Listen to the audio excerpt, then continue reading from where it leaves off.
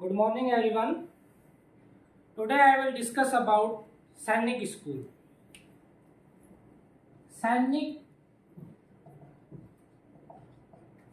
School. आज हम इस पे ये डिस्कस करें कि सैनिक स्कूल में एडमिशन का प्रोसीजर कैसे है, कौन कौन से स्टैंडर्ड के बच्चे इसमें एडमिशन ले सकते हैं और क्या इसका एज क्राइटेरिया है, क्या फॉर्म कब निकलते हैं और सब प्रोसीजर हम इसके बारे में जानेंगे। फर्स्ट ऑफ ऑल तो मैं ये बता दूं, सैनिक स्कूल जो 5th स्टैंडर्ड में बच्चे हैं, 5th स्टैंडर्ड से 6th स्टैंडर्ड में जाएंगे वो बच्चे, और जो एट प्रेजेंट 8th स्टैंडर्ड में है और जो 9th स्टैंडर्ड में जाएंगे, मतलब जो सैनिक स्कूल में admission 6th and 9th standard के बच्चों के लिए है। 6th एंड 9th स्टैंडर्ड के बच्चों के लिए है। ओके, 6 आज हम जो डिस्कस करेंगे वो करेंगे 9th स्टैंडर्ड के बच्चों के लिए, उनका क्या क्या क्राइटेरिया है, एज लिमिट क्या है, कौन कौन एलिजिबल है, गर्ल्स एंड बॉयज क्या दोनों एलिजिबल है या ओनली गर्ल्स एलिजिबल है या ओनली बॉयज एलिजिबल है। ओके,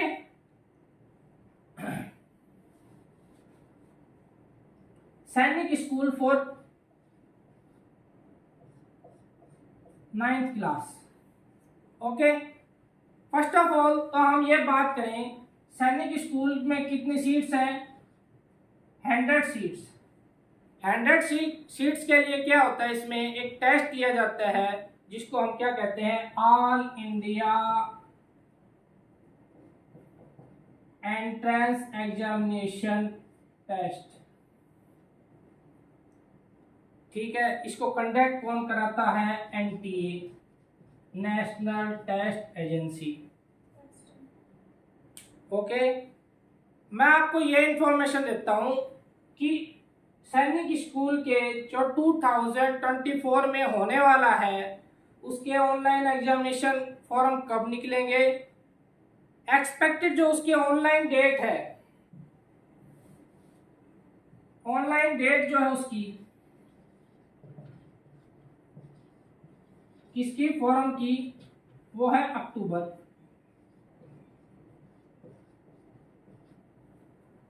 और एग्जाम डेट है एक्सपेक्टेड जनवरी।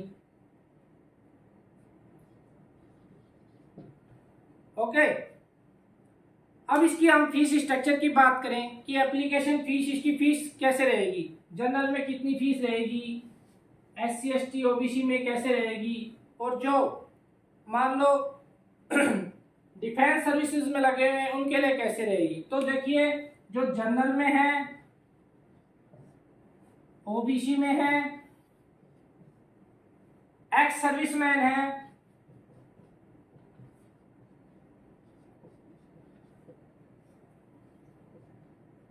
या डिफेंस पर्सनल है, मतलब जो डिफेंस में किसी के जो पेरेंट्स हैं वो, उनके लिए कितनी फीस है, 650। और SC ST के लिए 500। ओके, अब इसका ड्यूरेशन क्या है, कितने आवर्स का, कितने टाइम के लिए होता है ये। ड्यूरेशन ऑफ एग्जाम 180 मिनट, मतलब 3 आवर्स। और मैक्सिमम टाइम ये जो एग्जाम होता है, जो 9th स्टैंडर्ड वाला, वो होता है इवनिंग शिफ्ट में 2 to 5, 2 से 5 में। और मोस्ट इंपॉर्टेंट पॉइंट इसके लिए ये है, ये एग्जाम ऑफलाइन एग्जाम है, OMR शीट पे, और आपको पेपर दिया जाएगा, ऑब्जेक्टिव टाइप होगा, MCQ क्वेश्चंस होंगे इसमें। ठीक है, और कितने होंगे, 150 क्वेश्चंस होंगे, 180 मिनट होगी।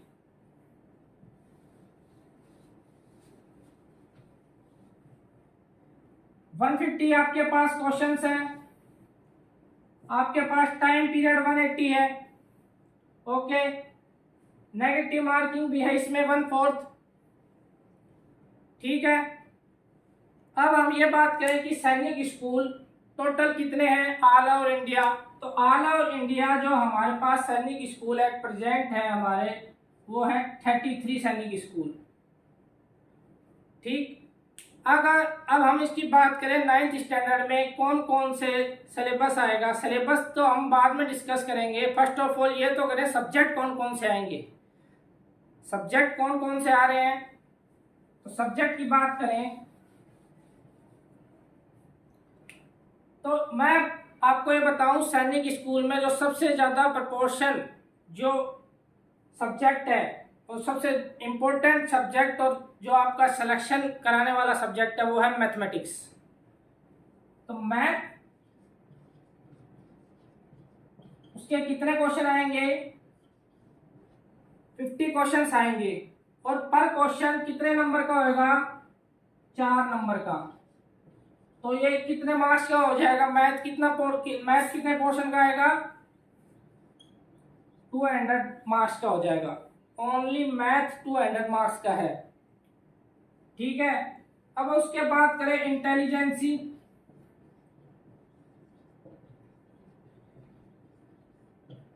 इंटेलिजेंसी मतलब रीजनिंग एबिलिटी के 25 क्वेश्चन आएंगे, हर क्वेश्चन 2 नंबर का। तो मतलब आपके टोटल 50 मार्क्स के क्या आएंगे रीजनिंग के, इंटेलिजेंसी। फिर आएगी इंग्लिश, जनरल इंग्लिश के भी कितने आएंगे, 25 क्वेश्चन, वही 2 marks for each question and total marks 50। Same है साइंस क्वेश्चंस, जनरल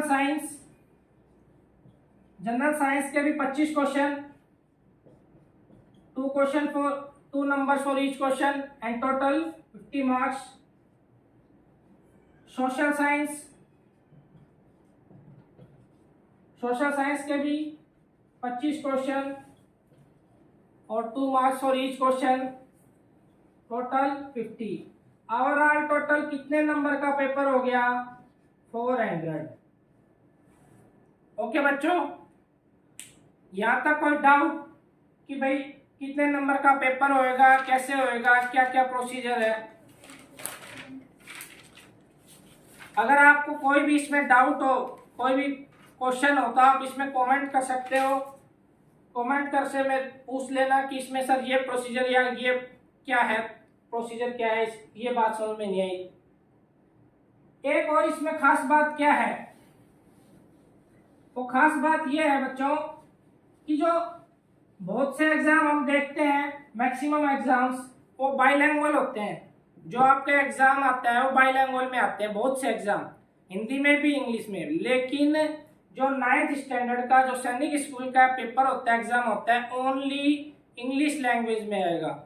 भले बच्चा हिंदी मीडियम में पढ़ रहा हो या कोई भी बोर्ड में हो, HBSC में हो, CBSE में हो, RBSE में, कोई भी बोर्ड हो, उसके लिए एक ही लैंग्वेज में पेपर बन के आता है, कंप्लीटली वो इंग्लिश लैंग्वेज में आता है। इसलिए आप अपने उस हिसाब से प्रिपेयर होएं, अपने उस हिसाब से तैयारी करें कि हमको सिर्फ इंग्लिश पोर्शन को प्रिपेयर नहीं करना, टोटली पूरे पेपर को इंग्लिश में प्रिपेयर करना है, क्योंकि पेपर कंप्लीटली इंग्लिश में आएगा। वो मैथ हो, सोशल साइंस हो, इंग्लिश हो या फिर इंटेलिजेंसी रीजनिंग हो, हर क्वेश्चन आपको इंग्लिश लैंग्वेज में ही मिलेगा ओनली। आप वहाँ पे चेक करना चाहो कि हमको सेकंड लैंग्वेज हिंदी में मिल जाएगा या आपकी मदर टंग लैंग्वेज में मिल जाएगा, कोई मान लो आप राजस्थानी, गुजराती, मराठी, XY, किसी में नहीं मिलेगा। ओके, अब बात करते हैं एज क्राइटेरिया की।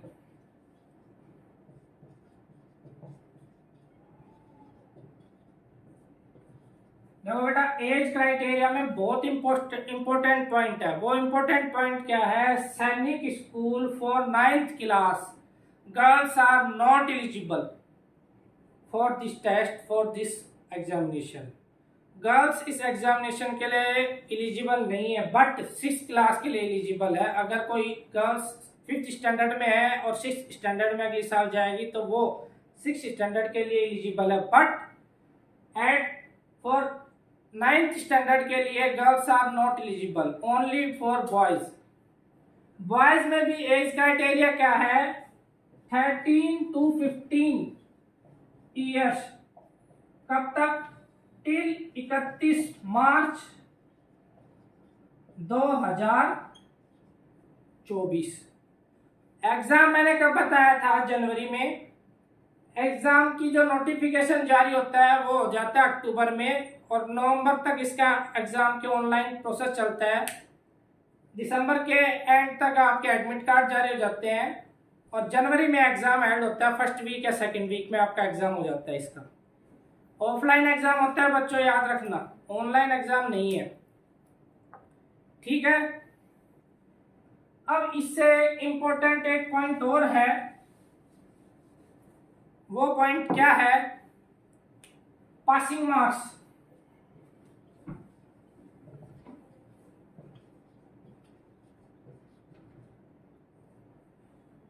Passing marks for admission.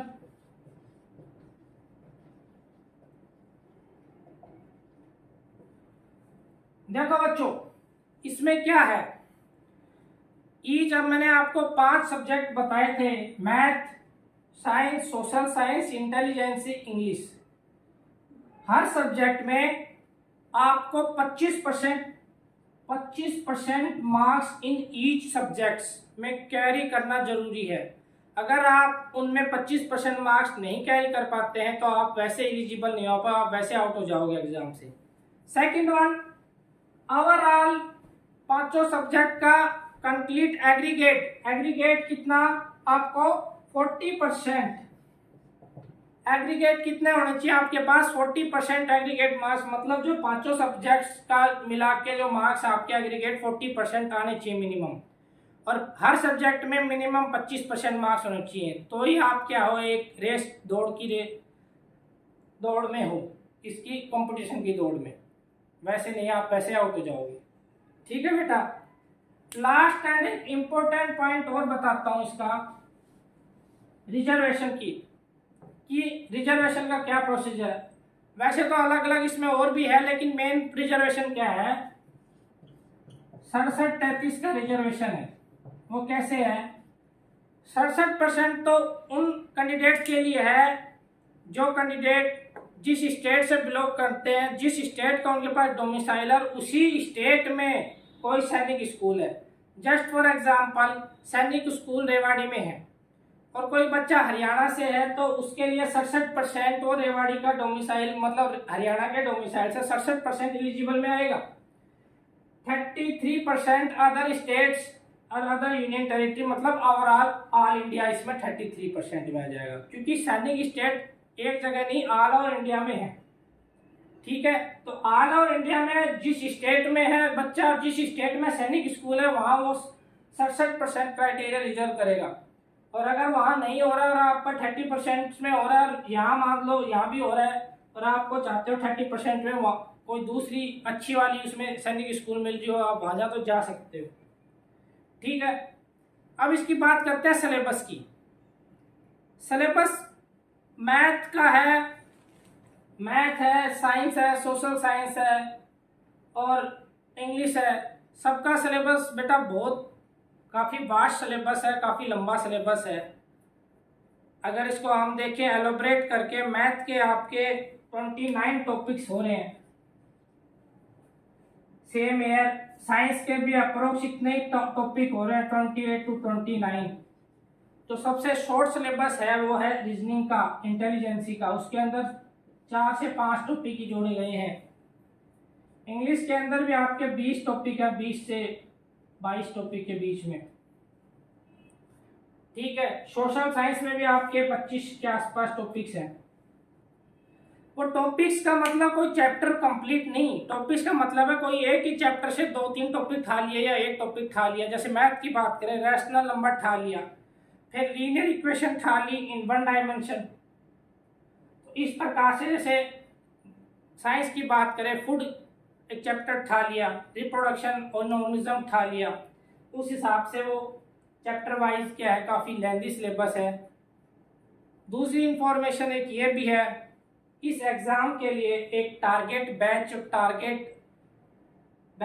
और टारगेट टीचर्स लाके एग्ज़ाम की प्रिपरेशन के हिसाब से आपको वीडियोस अपलोड और आपके पास वीडियोस उपलब्ध करा दी जाएंगी। और आपका सिलेबस, हमारा मोटिव ये रहेगा कि इसमें आपको यहाँ पे तो हम जो करवाएंगे साथ में आपको डीपीपी मतलब आपको ऑब्जेक्टिव टेस्ट भी करवाया जाए, आपकी प्रैक्टिस कराई जाए डीपीपी से ऑनलाइन। सेकेंड वन, आपको क्या किया जाएगा, कुछ असाइनमेंट टेस्ट आपको यहाँ पे दिखाए जाएंगे, करवाए जाएंगे और आपकी पूरा सिलेबस कवर कराया जाएगा। और हमारा ये रहेगा कि जो अपना एग्ज़ाम निकलता है नवंबर में, अक्टूबर में, उससे पहले इस सारे सिलेबस को कवर कर लिया जाए। ठीक है बेटा, थैंक यू। जय हिंद, जय भारत।